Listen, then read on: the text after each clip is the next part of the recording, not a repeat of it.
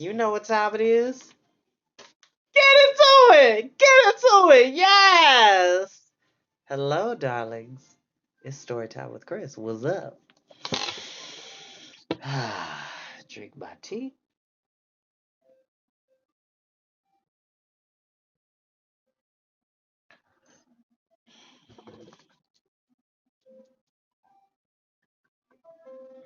So, I don't own the music that you'll be listening to in the background, which is a lovely medley of Final Fantasy 13 Lightning Returns. It is one of my favorite RPG games, is one of my favorite Final Fantasy games, and one of the only Final Fantasy games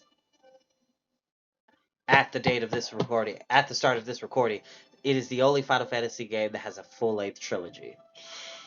For those who wish to fight me in the comments and correct me, go right ahead. But I hope everybody's having a really great day. It is raining today. It's a nice drizzle. It was a bit of a downpour earlier, but I was taking care of other things, so I wasn't noticing. But love to everybody who has had a good day. And yeah, hi. I can't see. It won't show me who's watching until like they're like watching the video. I guess. I don't know about technology. Also, if anybody can show me how to add closed captioning to my videos, I'll be really grateful for that. Yes, the toss of the bug. Hi, Roger. Hi, Dad. It's such a beautiful day. Oh no, I'm very reflective today. What I will say is this. I think before I start, I have to get this off my chest. So again, I want to say thank you to everybody that has checked on me with me having a very terrible migraine, which I'm going to get further research done and checked out on better treatment options because they've been happening a bit more frequently than what I would like. And I would like to get better control over that. But I was thinking about it today and I'm getting older. I may not look my age, but I am going to be 30 in October. It's going to be exciting. Hopefully, I can have a masquerade ball. Hopefully, I can have my Mad Hatter tea party like I want. But we'll see with COVID and whatnot, with this strain from the UK that has become dominant in the US, which I have been vaccinated. I got my first vaccine last Monday, and my next one is on the 24th. It's very easy. It was very quick. I feel completely fine. I took the Pfizer vaccine, had it in my right arm, super quick. Had a stiff arm the next day, but then after that, I was totally fine. But they always tell you, and they've been telling people, if you have a lot of allergies, if you have a lot of long-standing health issues, then certain vaccines that they have available, the ones that certain ones that they have available might not be the best for you. I am not a medical professional by any means, but with what I've done with my own personal research before I took the vaccine, it seems very plausible. Like yes, if you have a lot of allergies or a lot of long-term health conditions, there are certain ones that might not agree with you in the best way. Um, but I was thinking about it today, and I was thinking about like the times that people have said crazy things about me or have said something unkind to me. And guess what, people? I'm not perfect. I'm not perfect. I have said some hurtful things to people. I have done some foolish things in life. But what I try to do, even when I make a mistake or when I do something that does hurt somebody, I try to make it my point to apologize to them if I'm able to. And I try to do, to quote a friend, um, my darling friend Brittany, she said, "Don't be sorry, do better." And that always stuck with me when she started saying that to me. She's like, "Don't be sorry, do better." And that's what I try to do. And so I try to live behind the philosophy to see with eyes unclouded by hate. That is a very hard thing to do. To see with eyes unclouded by hate. The idea that if even if somebody does you wrong or says something crazy to you, you don't have to go to that deep end on their same level and be just as nasty and petty and mudsling and name call. Ain't no need for that. I'm too old for that. I can say that. I don't care if anybody else is looking at it. I'm too old for that. Life is too short for me to be giving energy to people who are not about bringing me good love and energy into my circle, into my world. You feel what I'm saying? So, all that is to say is that for those who have been hateful towards me in the past, for those who have made negative comments about Storytime with Chris and my reading, for those who have made comments about, my place of work, which is Ellie's Restaurant and Bakery, which will be opening April 23rd. Please make a reservation because you're going to need one. For those who have those things to say about me, I forgive you. I forgive you because I love you.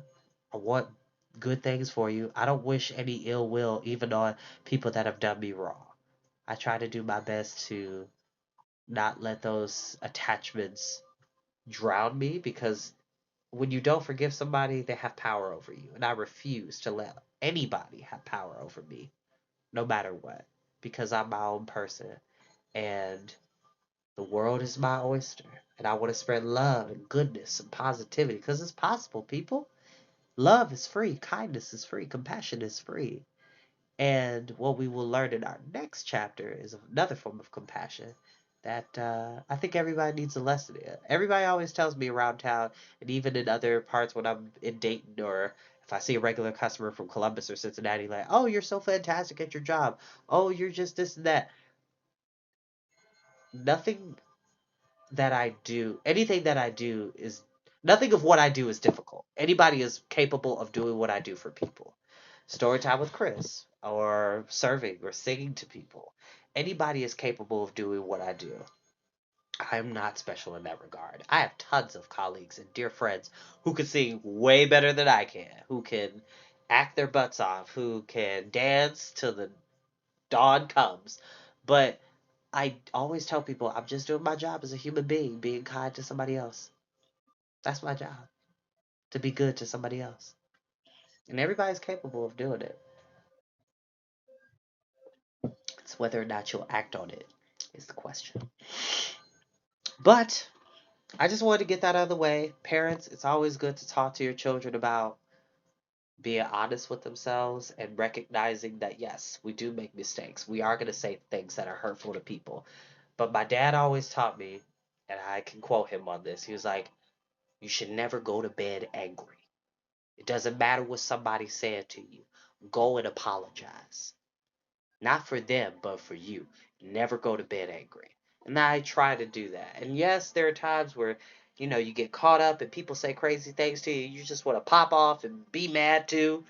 But sometimes not everything has to have that type of energy. Not every person is worth that type of energy, okay? But that doesn't mean that they are less valid or below you, okay? You should never act like that. So, all is that is to say is just everybody, don't be sorry, do better. You know, everybody's working out whatever they need to work out in life. Life is a journey, and we don't always get it right, and there are steps and stumbles on the way. But when we pick ourselves up and fix the mistakes we've tried to do, or at least try, that shows that somebody cares. So, without further ado, we will begin. Yeah, okay. Chapter 12. The Dark Island. After this adventure, they sailed on south and a little east for 12 days with a gentle wind, the skies being mostly clear and the air warm, and saw no bird or fish, except that once there were whales spouting a long way to starboard. Lucy and Reepicheep played a good deal of chess at this time. Then on the 13th day, Edmund from the fighting top sighted what looked like a great dark mountain rising out of the sea on their port bow. They altered course and made for this island mostly by oar, for the wind would not serve them to sail northeast. When evening fell they were still a long way from it and rowed all night. Next morning the wear was fair, but a flat calm. The dark mass lay ahead, much nearer and larger, but still very dim, so that some thought it was still a long way off, and others thought they were running into a mist. About 9 that morning, very suddenly, it was so close that they could see that it was not land at all, not even in the ordinary sense of mist. It was a darkness, It is rather hard to describe, but you will see what it was like if you imagine yourself looking into the mouth of a railway tunnel. A tunnel either so long or so twisty that you cannot see the light at the far end. And you know what it would be like. For a few feet you would see the rails and sleepers and gravel in broad daylight. Then there would come a place where there were in twilight. Then pretty suddenly, but of course without a sharp dividing line, they would vanish altogether into smooth, solid blackness. It was just so here. For a few feet in front of their bows they could see the swell of the bright greenish blue water. Beyond that they could see the water looking pale and gray as it would look late in the evening. But beyond that again under blackness, as if they had come to the edge of moonless and starless night. Caspian shouted to the boatswain to keep her back, and all except the rowers rushed forward and gazed from the bows. But there was nothing to be seen by gazing. Behind them was the sea and the sun, before them the darkness. "Do we go into this?" asked Caspian at length.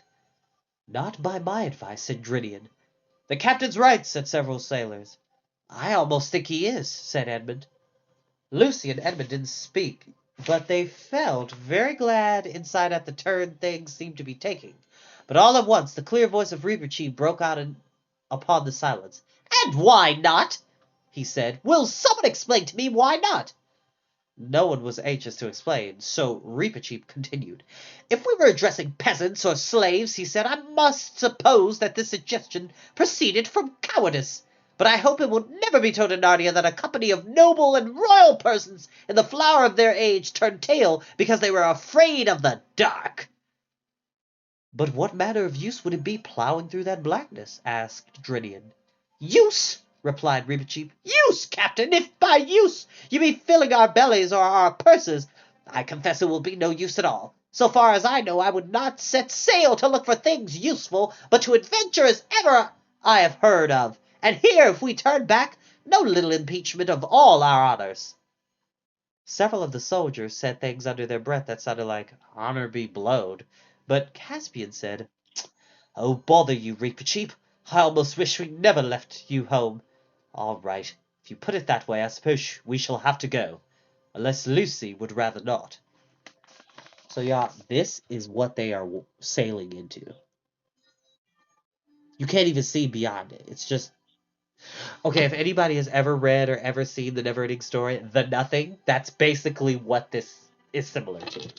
Just saying.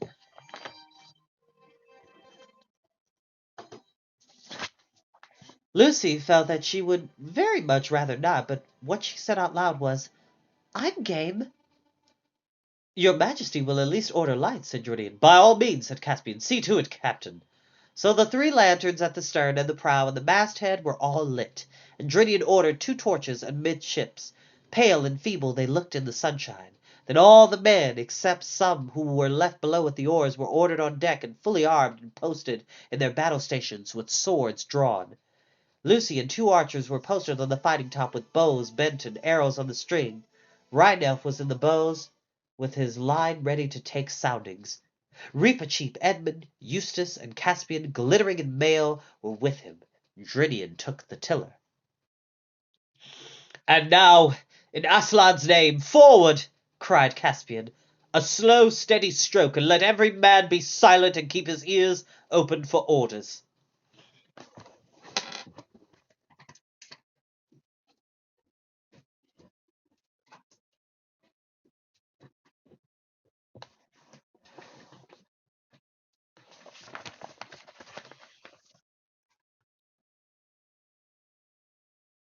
With a creak and a groan, the Dawn Treader started to creep forward as the men began to row. Lucy, up in the fighting top, had a wonderful view of the exact moment at which they entered the darkness. The bows had already disappeared before the sunlight had left the stern. She saw it go. At one moment the gilded stern, the blue sea, and the sky were all in broad daylight. Next minute the sea and the sky had vanished. The stern lantern, which had been hardly noticeable before, was the only thing to show where this ship ended. In front of the lantern she could see the black shape of Drinian crouching at the tiller. Down below her the 2 torches made visible two small patches of deck and gleamed on swords and helmets, and forward there was another island of light on the forecastle. Apart from that, the fighting top, lit by the masthead light, which was only just above her, seemed to be little lighted world of its own floating in lonely darkness. And the lights themselves, as always happens when you have to have them at the wrong time of day, looked lurid and unnatural. She also noticed that she was very cold. How long this voyage into the darkness lasted, nobody knew. Except for the creak of the rowlocks and the splash of the oars, there was nothing to show that they were moving at all. Edmund, peering from the bows, could see nothing except the reflection of the lantern in the light and water before him. It looked a greasy sort of reflection, and the ripple made by their advancing prow appeared to be heavy, small, and lifeless. As time went on, everyone except the rowers began to shiver with cold. Suddenly, from somewhere, no one's sense of direction was very clear by now, there came a cry, either of some inhuman voice or else a voice of one in such extremity of terror that he had almost lost his humanity. Caspian was still trying to speak. His mouth was too dry when the shrill voice of Reepicheep, which sounded louder than usual in that silence, was heard. "Who calls?" he piped. "If you are a foe, we do not fear you. If you are a friend, your enemies shall be taught the fear of us." "Mercy! Mercy!" cried the voice. "Even if you are only one more dream, have mercy. Take me on board. Take me, even if you strike me dead. But in the name of all mercies, do not fade away and leave me in this horrible land." "Where are you?" shouted Caspian. "Come aboard and welcome." There came another cry, whether of joy or terror, and then they knew that someone was swimming toward them. "Stand by to heave him up, men," said Caspian. "Aye, aye, your majesty," said the sailors. Several crowded to the port bulwark with ropes, and one, leaning far out over the stern, held the torch. A wild, white face appeared in the blackness of the water, and then after some scrambling and pulling, a dozen friendly hands had heaved the stranger on board. Edmund thought he had never seen a wilder-looking man, though he did not otherwise look very old. His hair was an untidy mop of white, his face was thin and drawn, and for clothing only a few wet rags hung about him. But what one mainly noticed were his eyes, which were so widely opened that he seemed to have no eyelids at all, and stared as if in an agony of pure fear. The moment his feet reached the deck, he said, "Fly, fly about with your ship and fly! Row, row, row for your lives away from this accursed shore!" "Compose yourself," said Reepicheep, "and tell us what the danger is. We are not used to flying." The stranger started horribly at the voice of the mouse, which he had not noticed before. "Nevertheless, you will fly from here," he gasped. "This is the island where dreams come true." "That's the island I've been looking for this long time," says one of the sailors. "I reckon I'd find I was married to Nancy if we landed there." "And I'd find Tom alive again," said another. "Fools!" said the man, stamping his foot with rage. "That is the sort of talk that brought me here, and I'd better have been drowned or never born. Do you hear what I say? This is where dreams, do you understand, come to life, come real, not daydreams, dreams." There was about a half a minute's silence, and then with a great clatter of armor, the whole crew were tumbling down the main hatch as quick as they could, and flinging themselves on the oars to row as they had never rowed before, and Drinian was swinging around the tiller, and the boatswain was giving out the quickest stroke that had ever been heard at sea, for it had taken everyone just that half-minute to remember certain dreams they had had, dreams that make you afraid of going to sleep again, and to realize what it would mean to land on a country where dreams come true. Only Reepicheep remained unmoved. Your Majesty," he said, "are you going to tolerate this mutiny, this poltronery? This is a panic, this is a rout." "Row, row," bellowed Caspian, "pull for all our lives. Is her head right, Drinian? You can say what you like, Reepicheep. There are some things no man can face." "It is then my good fortune not to be a man," replied Reepicheep with a very stiff bow.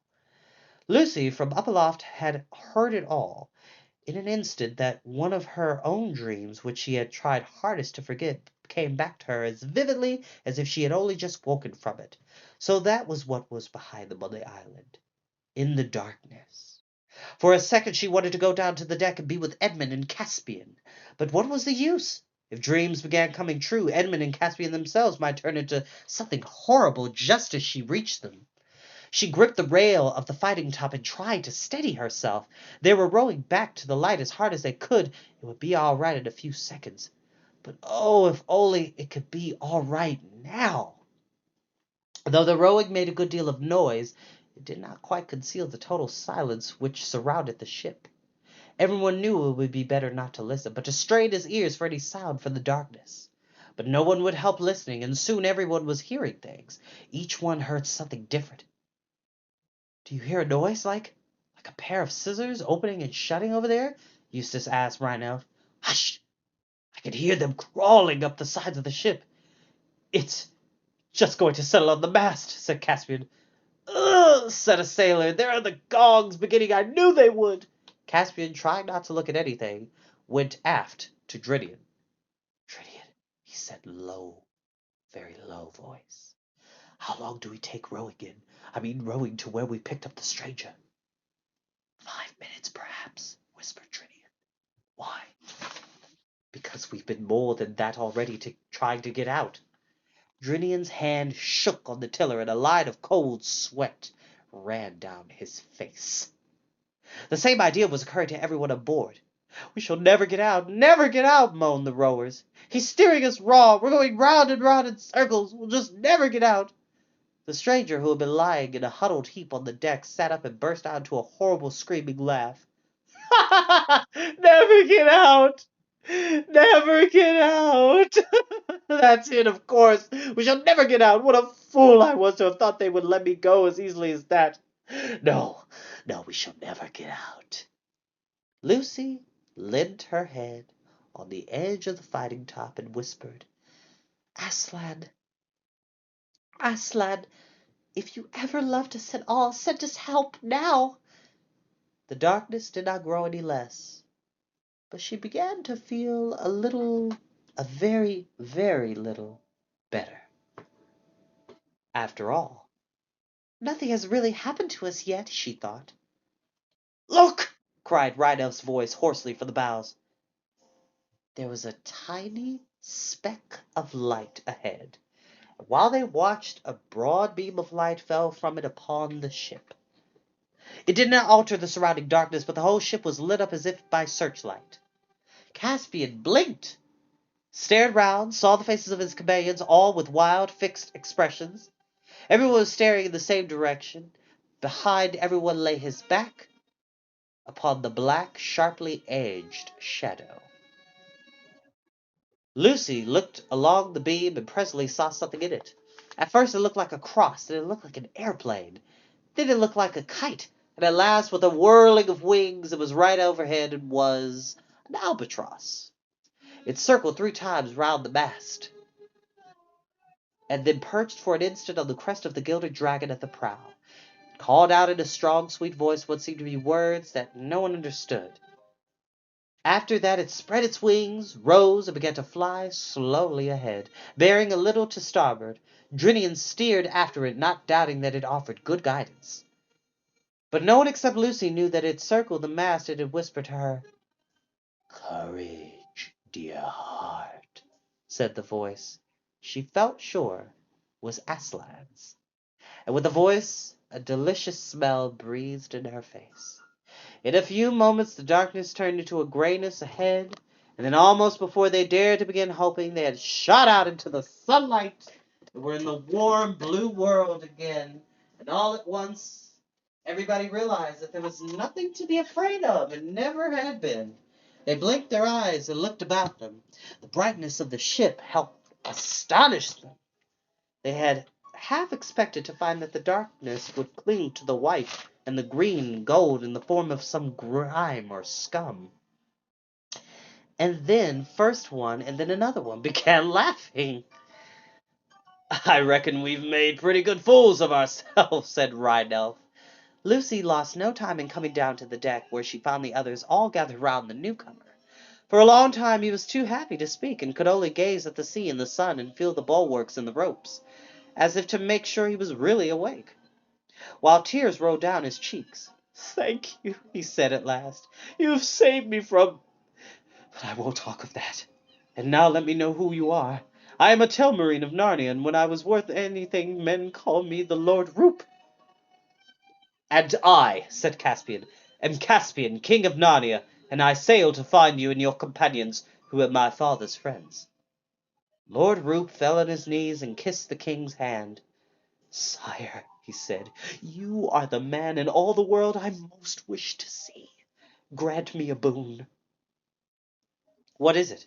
asked Caspian. "Never to bring me back there," he said. He pointed astern. They all looked, but they saw only bright blue sky and bright blue sea. The dark island in the darkness had vanished forever. "Why," cried Lord Roop, "you've destroyed it!"